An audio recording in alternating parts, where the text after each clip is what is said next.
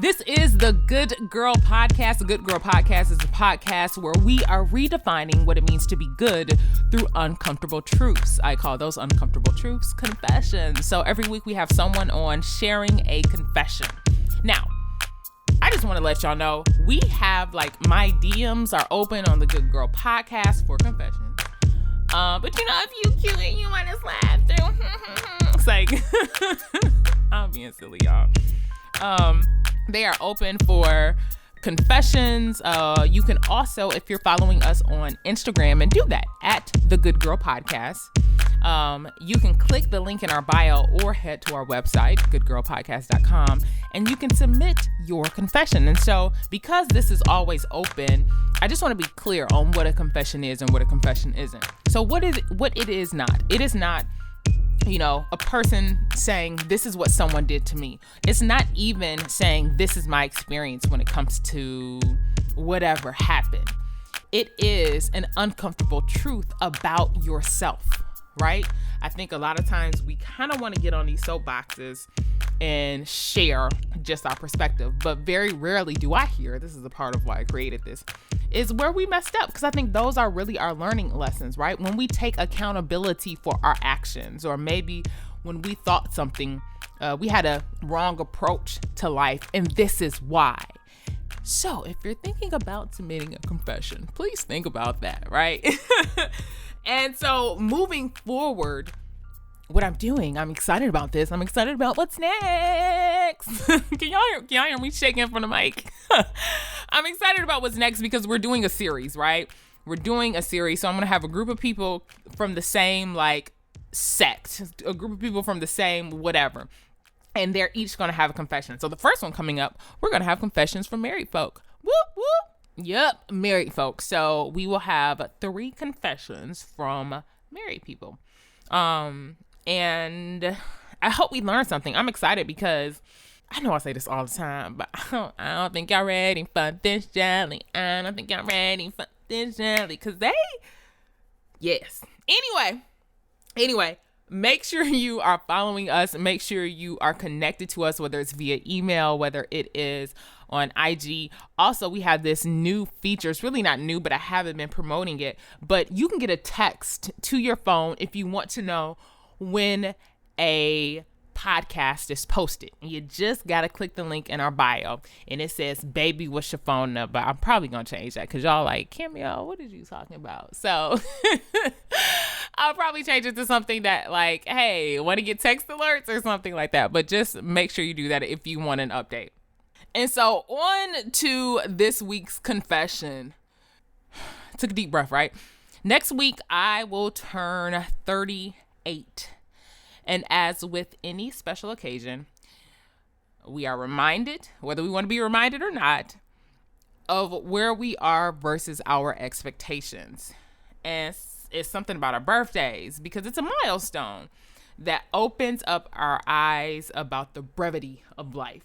It essentially tells us, hey, you only got this long to go. You lived this long. What have you accomplished, right? We're such a goal-driven and a accomplished-driven society, but I get it, because who doesn't want to live a life that's worth living, right? So, and if I'm honest, I definitely thought 38 would look different. And I'm not talking about the 38 when you're 16 or even 20. I'm talking about 38 when I was 30, right? I'm trying not to go back. I'm saying I feel the tears welling up, but it's just certain things that you thought you would accomplish by a certain time. And you man, I'm still in the same spot when it comes to this. And that doesn't necessarily mean that isn't necessarily a bad thing. I'm just saying I feel some type of way. But that is the essence of life, expectations versus reality. So that's what I want to talk about today. Expectations versus reality. And this is what my confession comes out of. And it is the reality of the cost of following your dreams. The reality of the cost of following your dreams. We like to talk about dreams a lot. We like to tell youth, we like to tell young people, we like to tell old people, oh, just follow dreams, go after it. You can do anything. You can be anything. Like we like that. And I get it now because you need that. You need that. Cause it's hard out here for a pimp. But I really want to break this down for you guys and talk about where it came from and how I got here. So the other day, y'all, I was just tired, like tired, not sleepy or exhausted, but tired. Like when you begin to question if I am really built for this. It started with me sitting on my couch trying to figure out if I was going to eat before it got too late. I was also having a staring contest with a pile of clean clothes, and all while beginning to count the seemingly innumerable amount of things that needed to be done, like delving deeper into a work project, completing a grad school application, thinking about creating another stream of income, why I ain't got no man, thinking about my faith, thinking about how I'm going to go into this next year of my life. And that's when it hit me. In my questioning and exhaustion, I said, I understand why people quit. I get it. I said, this is why people quit. Especially after you've been patient, been praying, been waiting, been working for years. Y'all hear all the S's on that? Years. For years. And I'm not saying like 2 or 3 years. I'm not even saying 5 years. I'm saying when you're coming up on a decade, or you maybe even have surpassed that decade mark, and you haven't even hit where you thought you would be. So I say this because I get why people quit friendships. I get why people quit marriages. I get why people quit jobs and dreams when they've been in it for so long. I also understand more deeply when there is a round of applause for lasting businesses, lasting friendships, or when dreams do come to fruition. And even when folks who have been married for 25 plus years, whether they are happy or not, because you guys know y'all married for 25 years, but is you happy? Y'all living like roommates. And I say they still deserve a round of applause because I'm sure they are trying or have tried everything in the books to love one another because they were committed to the marriage. And I say all this when I say I understand why people quit, because you've been doing the work. You've been pushing. You've been praying. You've been pushing and pushing and pushing. And still, and I say pushing and still no baby, right? Still no thing that you birthed from all your work and labor. So at one point you ask yourself, what am I doing? What is really happening? And what I found is that it's always not about the beginning of a thing that tells the story. It's not all about the conception phase or that beginning speaks of its greatness, but it's the consistency, it's the growth, and it's the longevity. Because most of the times, the victor, when you've gotten whatever goal you want to get to, when you've surpassed that mark, has a bruised or a marred face from getting back in the ring time and time and time again. So what is the reality of the cost of following your dreams? So as I look back over my life, can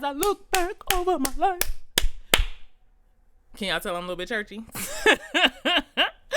As I look back over my life and I think things over, go ahead and catch that. I have 3 things that your dreams will cost you. Number 1, it will cost you you. Your dreams will cost you you. There are so many versions of ourselves floating around in our head and in our heart that we constantly are in a daily tug of war. We're trying to figure out which version of ourselves should lead this conversation, should lead this decision, should lead how I feel. For example, We have the good, I have air quotes, we have the good version of who we think we're supposed to be based on society rules. Like the ideal good girl that does everything right. Therefore, she gets what she wants, be it status, marriage, or positions. Then we have the version of ourselves that someone told us who we should be. You know, the comments like, you should settle down in a steady job, or you should go ahead and marry that person. Essentially, it's the well-intentioned folks, the experts, the advisors, the gurus, whomever, that is leading from their experience to inform you on your life. It's like settling for the good to forfeit the great. Because, and this is why, because it's the comfortability of knowledge versus the instability of the unknown. Then you have this other version of yourself, right? And mind you, all these versions is fighting and tuggling about who gonna lead today. Tuggling, that's a new word. But then you have the trauma version of you. Sometimes trauma that we aren't even aware of, telling you to function from a place of scarcity because you've always just made it with bills. You've never had an overflow. Or trauma telling you to hustle, or that you will always have to rob Pete to pay Paul. Or trauma telling you that you can't trust anyone because you've never been able to trust anyone, even as a child. Then you have the higher you in that ring to fight. Boom, boom, boom. Who gonna win today? Boom, boom, boom, right? Who's going to win today? So you have all these versions of yourself wrestling back and forth, and oftentimes to make a simple decision, y'all. Like, how should I respond to his text? And the truth is, I've learned that I had to let those old versions and multiple versions of me go. Because y'all, I can't fight me every single time I make a decision. That's taxing, that's stressful. Those other versions of me have to die, and y'all, they die hard. I'm telling you, when I'm offended, y'all know, if you've been following the podcast, y'all know some of the things I've been struggling with. So if I'm offended, I'm telling you, Killer Cam is ready to go. It's on my shoulder. Like, tell him where you from. And I'm like, I'm over here. The higher version of myself is like, Cameo, no, you do not. You're not even supposed to have the spirit of offense. And then here go Killer Cam. Detroit, you don't take no mess. I'm like, oh my gosh.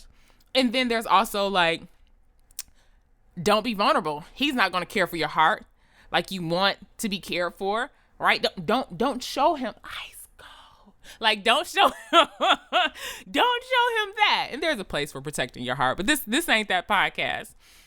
Or this is the one, y'all. This is the one. The catastrophizing Cameo, right? As soon as the possibility of something great comes up, my mind goes, well, you know what happened last time. You ain't gonna get what you want, and it's not gonna work out. So stop dreaming. So these are the versions of me that I have struggled with and that I'm just trying to kill. Do you hear me? And what I have learned is that, y'all, I should be led by the Holy Spirit. I should trust the grace of God, right? Even if I do mess up. And this doesn't negate wisdom or understanding.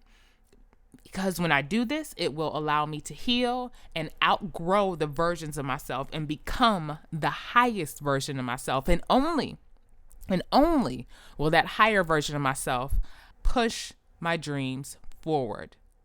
It is the higher version of myself that pushes my dream. Not the money, not the strategy, not the new team, not the more followers, but the higher version of myself. Number 2. Your dreams will cost you your long-held beliefs. Beliefs of success, beliefs of what works, even beliefs within your faith. So I was on a panel with my church. I think it was like last year sometime. And there was a conversation. And if y'all don't know, I don't think I'm current though. I'm whispering. I don't think I'm current. Like that I'm a licensed missionary, right? Listen, I got some pictures coming. Y'all gonna be like, a licensed missionary where? Woman of God. I showed some of my friends some of these pictures. They was like, sheesh, well, tell them who you are, Cameo. So anyway, they coming. Don't judge me, judge your mama. Okay, let me stay focused. So I was on this panel with my church, and there was a conversation about the gap of communication between generations. It was basically a panel of young folk, and it's like, what's wrong with y'all, right? The elders and the young people. And one young person said, and I'm quoting, but he said, one of the problems is that many of the elders, they want to fight back in the day with the jawbone. You know, they picked up the jawbone and they knocked somebody out with the jawbone and they won the fight. And those same elders are telling this next generation, the reason you ain't winning this fight is because you need a jawbone and you don't have no jawbone in your hand. But what they fail to realize is that most of us are in a gunfight. So there will just be things that many of us are facing that some of our beliefs are not holding up. And another thing, I know we like to follow these gurus that believe success equals working hard and stay the course, which I think is definitely a part of a very high level. I know sometimes people say 50,000 foot view. I think that's like 100 million thousand foot view. So very generally speaking, that is true. But what I realize, it is also constant self-assessment. It is letting go of expectation. It is even letting go of proven methods, right? I say this because some of us are creating new ways of being and doing that the old approach doesn't align with and maybe even conflict with, whether it's how your relationships are structured, whether it's how your job functions, whether it's how you talk and commune with God, or what you prioritize. And this self-assessment, this readjustment, this new way of being and doing, this is constant. This isn't a one-time thing. If we, in fact, are striving towards that mark, your beliefs and values will shift. You will have to let go of some of your long-held beliefs if you are truly trying to get to your dreams. And when I say that, I'm not telling you to let go of your faith. I'm not telling you to let go of God. I'm not telling you stop believing in Jesus if Jesus is it for you. I'm telling you how we get there may look different, or how you practice, or the conduit to that thing. And again, we ain't trying to tell nobody to lose your soul, right? I ain't saying that. The blood ain't on my hands. I'm not saying that. And number 3, when you are going after your dreams, it will also cost you certainty. Certainty is this myth that there is a solid foundation that we aspire to, and that this foundation is built on, insert anything right there. It's built on this thing that will always be true, and you will have no reason to doubt that thing. Certainty is like a paycheck every month, or this idea that a person will always be there, or that 6 months worth of living expenses saved is what I need to be okay. And now again, clarity. I love clarity, right? I'm not saying that aspiring to certainty to a certain extent is not valuable, necessary, and needed. It is, because I'm going to tell you, if I'm in a relationship with some people, baby, I got to know who I'm talking to and what I can count on, when, where, and how. What I'm saying is I've seen 6 months worth of living expenses plus a 401k get wiped out for retaining legal counsel. Right? And so you have a lot of these uncertain variables that happens in life. Also, when it comes to certainty or uncertainty, many of us get wrapped up in certainty, especially in relationships. This idea that this man should always be able to provide, or that he should always be able to control his emotions, or that he should always love me properly. Or let's transition to our parents, that they should always know the answer or always steer us in the right direction and not make any mistakes. And again, I want to highlight, yes, it should be some consistency. I should know what to expect from you. I would say 80% of the time, I don't know, I ain't never been in no real long-term relationship. Maybe one a couple years ago, maybe one a year. I don't know. But I would just think the majority of the time, 75% of the time, 80% of the time, you should be able to control your emotions, right? I should be able to count on you. But there will be a time when there is an inconsistent thing that comes up. So when it comes to following your dreams, this idea that there will be a plateau of certainty, because I think that's what all of us are reaching for, right? We want this solid foundation so we don't have to worry about certain things. And let's be clear, I admittedly chase this and continue to chase this, y'all. Like I told y'all, this is a journey for us together, right? I'm not just telling y'all, nope, this is Cameo all day up in here. But this idea that certainty, we're going to reach this plateau of certainty, is a whole lie. The reality is that following your dreams is a complete roller coaster, y'all. From people you thought you'd celebrate with, what that plateau would even look like, even the fact that following your dreams could be lonely because you are the only person with this vision. And that doesn't mean people don't love you in this process, right? I think it's just a part. It's a part of the cost of following your dreams. I've learned that you had to be adaptable. You got to be flexible. You have to take that leap into the unknown. You even have to fail. And many times it's just going day by day.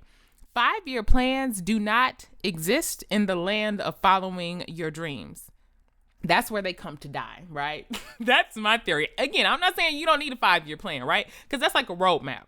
But most of the time you get lost and that roadmap is outdated, or it didn't expect COVID in 2020 to happen, right? And so you got to pivot, you got to change, you got to shift. You have to be adaptable.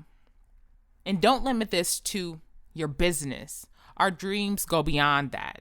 Our dreams go to what city we want to live in, the family you desired, and even how you may have wanted to give back to your community. All these things are wrapped up in this idea of certainty. So what I learned when it came to certainty is that the just shall live by faith. And faith, y'all, I know y'all know it, faith ain't no cakewalk. Faith is the land of uncertainty. It is building the plane as we fly. It is changing the course, and sometimes it is even starting over. So I hope as I go to celebrate my 38th birthday, that a little bit of my wisdom encourages you if you are on your journey of following your dreams and maybe you hit a rough patch and you really don't understand what's going on. I hope this is a perspective that you can add to your arsenal as you are following your dreams, and that you don't think it's strange when things begin to shift or things don't add up, or maybe you are in the place of unknown and you begin to doubt. I'm going to ask you to share this with someone who is following their dreams. Let them know that you see them, that you love them, and you are rooting for them. If you liked what I shared, guys, please make sure you are subscribed to the Good Girl Podcast on whatever platform you listen to your podcast. If you don't hear us or see us on a platform where you listen to your podcast, let us know. I'll make sure we get on there. I think we have the bases covered, but if we don't, let your girl know. And as always, thank you so much for listening to the Good Girl Podcast. I'm Cameo King.